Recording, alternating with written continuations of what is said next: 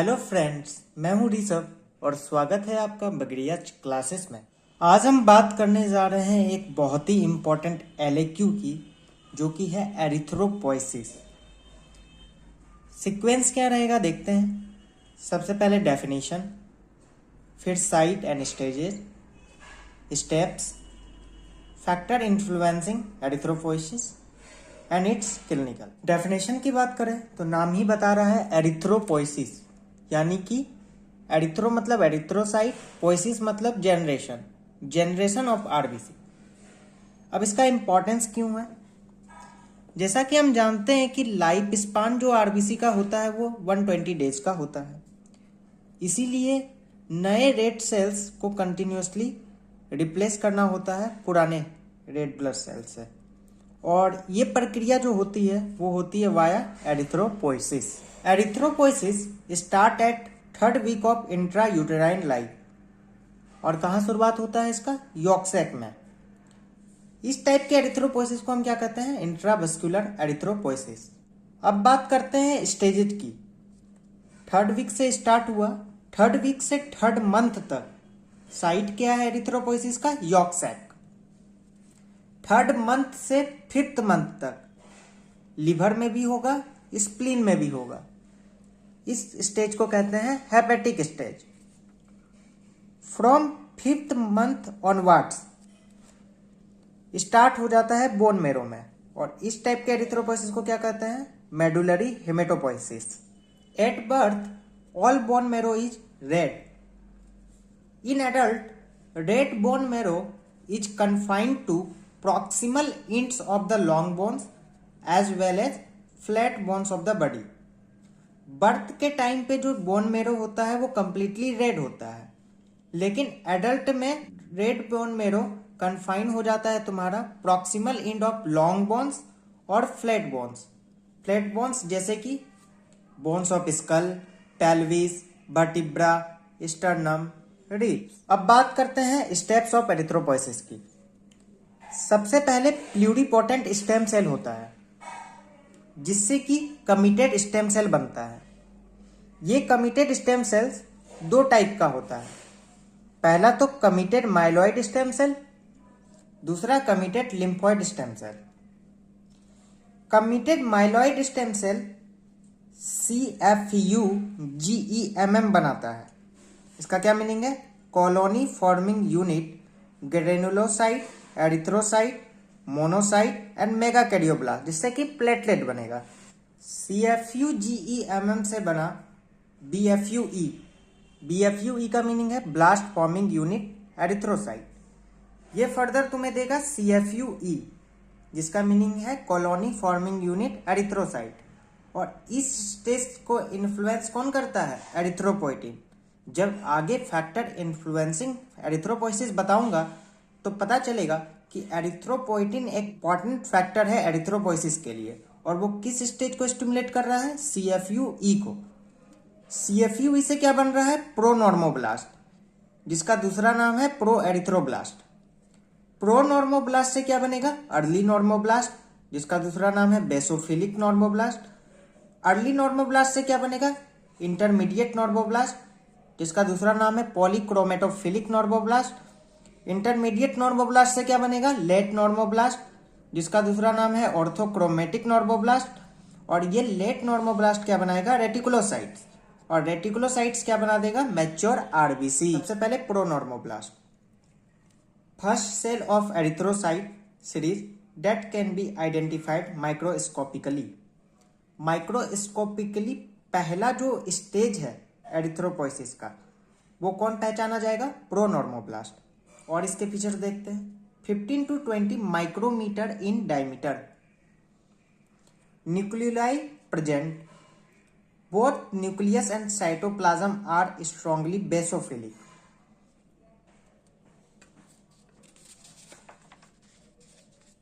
Haemoglobin is absent. Early normoblast 10 to 17 micrometre in diameter, nucleoli are absent. Nucleoli यहां absent हो गया। Haemoglobin begins to appear in the late phase of this stage. इसके later stage में यानी कि letter part में जब इसका कन्वर्जन होने ही वाला होता है तब हीमोग्लोबिन का अपीयरेंस की शुरुआत होती है। Intermediate normoblast 10 to 14 micrometre in diameter, haemoglobin appears in appreciable amount. और हीमोग्लोबिन कैसा होता है? इयोसिनोफिलिक होता है। इसीलिए क्या होता है, साइटोप्लाज्म कैसा था? बेसोफिलिक। और हीमोग्लोबिन आने से क्या हो गया? इयोसिनोफिलिक। दोनों के वजह से इसमें इयोसिनोफिलिक नेचर भी है और बेसोफिलिक नेचर भी है। और इस प्रकार के नेचर को कहते हैं हम पॉलीक्रोमेटोफिलिक नॉर्मोब्लास्ट। ठीक है, पॉलीक्रोमेटोफिलिक का मतलब हुआ eosinophilic plus basophilic. Late normoblast 8 to 10 micrometre in diameter, chromatin becomes condensed producing cartwheel appearance. Nucleus कैसा होता है? Pyknotic. Cytoplasm is markedly eosinophilic. इसका रीजन क्या है? क्योंकि हीमोग्लोबिन का जो अमाउंट है वो एप्रिसिएबली बढ़ गया है, इसीलिए जो है साइटोप्लाज्म बेसोफिलिक से कैसा हो गया? इयोसिनोफिलिक हो गया। Reticulocytes, nuclei have been extruded. Nuclei निकल चुका है, इसीलिए ब्लास्ट स्टेज खत्म होकर रेटिकुलोसाइट लिखा हुआ है। Basophilic reticulum made up of RNA is present in the cytoplasm, hence name. Basophilic reticulum जो होता है वो जो कि आरएनए का बना होता है वो अभी साइटोप्लाज्म में मौजूद होता है। और ये रेटिकुलम बेसोफिलिक in नेचर है और हीमोग्लोबिन एसिडोफिलिक किया हुआ है। एक बार फिर से यहाँ पे नेचर कैसा हो गया? पॉलीक्रोमेटोफिलिक हो गया। इन न्यू बॉर्न 2 से 6% जो सर्कुलेटिंग आरबीसी का होता है वो रेटिकुलोसाइट होता है, जो कि विद इन अ वीक घटकर 1% हो जाता है, जो कि एडल्ट में भी इतना ही रहता है। लेकिन in condition of acute haemolysis and recovery from severe anaemia, जब एक्यूट हीमोलाइसिस होता है यानी कि डिस्ट्रक्शन ऑफ हीमोग्लोबिन, या जब सीवियर एनीमिया से रिकवरी हो रहा होता है, तब आरबीसी का प्रोडक्शन जो है वो बढ़ जाता है। आरबीसी का प्रोडक्शन अगर बढ़ा तो रेटिकुलोसाइट का भी काउंट बढ़ा, और जब ये काउंट 20 से 25% को टच करता है तो ये क्या काउच कर सकता है? Reticulocyte crisis. अब फाइनल स्टेज की बात करते हैं, मैच्योर आरबीसी, जो कि एरिथ्रोसाइट है। बाइकनकेव शेप होता है और माइक्रोस्केप में डिस्क्वाइडल शेप दिखता है। 6 से 8.8 माइक्रोमीटर इन डायमीटर, और एवरेज डायमीटर कितना है? 7.2 micrometre. Does not contain nucleus, mitochondria, ribosome. ये न्यूक्लियस कंटेन नहीं कर रहा होता है, ना ही कोई सेल ऑर्गेनल्स को कंटेन किया हुआ रहता है, इसीलिए इसमें क्रेब्स साइकिल्स के एंजाइम भी एब्सेंट होते हैं और सिर्फ ग्लाइकोलाइसिस परफॉर्म होता है। प्रोनॉर्मोब्लास्ट से मैच्योर आरबीसी तक बनने में समय कितना लगता है? 7 डेज का। जैसे जैसे स्टेज में हम नीचे आ रहे हैं, हम क्या क्या गौर कर रहे हैं? एक तो साइज जो है वो छोटा होता जा रहा है। दूसरा, स्टेनिंग में पहले कैसा था? बेसोफिलिक था, फिर पॉलीक्रोमेटोफिलिक हुआ, फिर एसिडोफिलिक हो गया। न्यूक्लियस जो है धीरे धीरे एब्सेंट होते जा रहे हैं। अब बात करते हैं फैक्टर्स इन्फ्लुएंसिंग एरिथ्रोपोइसिस की। कौन कौन से फैक्टर एरिथ्रोपोइसिस को इन्फ्लुएंस करते हैं? पहला है लोकल हार्मोन्स, दूसरा एरिथ्रोपोइटिन, तीसरा विटामिन्स, चौथा न्यूट्रिशस डाइट, पांचवा हार्मोन्स। सबसे पहले बात करते हैं लोकल हार्मोन्स की। इंटरल्यूकाइन 136 जो कि सिक्रेट होता है टी लिम्फोसाइट से। स्टेम सेल फैक्टर साइटोकाइन है, जो कि granulocyte, macrophage, colony stimulating factor. ये तीनों जो होते हैं वो इन्फ्लुएंस करते हैं conversion of stem cell to later stage. Stimulate किस स्टेज को कर रहे हैं? स्टेम सेल से लेटर स्टेज में बदलने के लिए प्रमोट कर रहे हैं। दूसरा इंपॉर्टेंट फैक्टर है एरिथ्रोपोइटिन। 85% ये जो है सीक्रेट होता है तुम्हारा किडनी से, और 15% जो होता है लीवर से होता है। यह एक ग्लाइकोप्रोटीन हार्मोन है, और ये पहले ही हम देख चुके हैं कि स्टिमुलेट किस स्टेज को कर रहा है? CFUE से। Secretion of erythropoietin is stimulated by hypoxic condition. Hypoxia जो होता है वो एरिथ्रोपोइटिन के सिक्रेशन को स्टिमुलेट करता है, जिसके कारण एरिथ्रोपोइसिस प्रमोट होता है। हाइपॉक्सिक कंडीशन क्या क्या हो सकते हैं? रेनल आर्टरी स्टेनोसिस, इसका क्या मीनिंग है? स्टेनोसिस का मतलब होता है नैरोइंग। हाई एल्टीट्यूड, अल्टीमेटली ये क्या लीड कर देता है? पॉलीसाइथेमिया। यही रीजन है कि हाई एल्टीट्यूड में हमें क्या देखने को मिलता है? पॉलीसाइथेमिया देखने को मिलता है। Anaemia occur in renal disease due to non production of renal erythropoietin. जब भी कोई रेनल डिसऑर्डर्स होते हैं तो उसमें एनीमिया हो जाता है। इसका रीजन ये है कि रेनल एरिथ्रोपोइटिन जो होता है वो 85% प्रोड्यूस करता है फ्रॉम किडनी, और लीवर एरिथ्रोपोइटिन कितना था? 15% ही था। तो लीवर एरिथ्रोपोइटिन जो होता है वो कंपनसेट नहीं कर पाता है defective amount of renal erythropoietin को इन रेनल डिसऑर्डर्स। तीसरे इंपॉर्टेंट फैक्टर्स की बात करें तो विटामिन। कौन कौन से vitamin? Vitamin B12, folic acid जिसको विटामिन B9 भी कहते हैं, vitamin C। Vitamin B12 and folic acid help in synthesis of DNA, essential in cell division. DNA synthesis में इंपॉर्टेंट रोल है इनका, साथ ही साथ सेल डिवीजन को भी ये प्रमोट करते हैं। इनकी जब कमी होती है तो DNA सिंथेसिस इम्पेयर्ड हो जाता है, और इस इम्पेयर्ड DNA सिंथेसिस के कारण इम्पेयर्ड हो जाता है क्या? Division of erythrocyte precursors. लेकिन साइटोप्लाज्म में कोई दिक्कत नहीं आता, वो ग्रोथ करता है नॉर्मली। साइटोप्लाज्म नॉर्मली ग्रो करने के कारण क्या होता है? RNA टू DNA रेशियो बढ़ जाता है, क्योंकि DNA सिंथेसिस इम्पेयर्ड हुआ है, RNA नहीं। इसके कारण क्या हो जाता है? Megaloblastic anaemia. Vitamin C helps in reducing iron from ferric to ferrous state. Fe+3 से Fe+2 बनाने में कौन मदद करता है? Vitamin C। यानी कि ये क्या करवा रहा है? रिडक्शन करवा रहा है। और फेरस स्टेट में ही क्या होता है? आयरन का एब्जॉर्प्शन होता है GIT से। इस तरह से ये आयरन के एब्जॉर्प्शन को प्रमोट कर रहा है, और आयरन के एब्जॉर्प्शन को प्रमोट करने के कारण हीमोग्लोबिन का प्रोडक्शन बढ़ेगा। हीमोग्लोबिन बढ़ेगा तो RBC का भी प्रोडक्शन बढ़ेगा।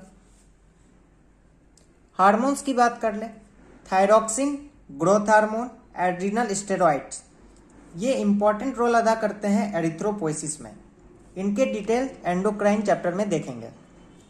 डाइट की बात करें तो protein is directly needed for synthesis of globin part of haemoglobin.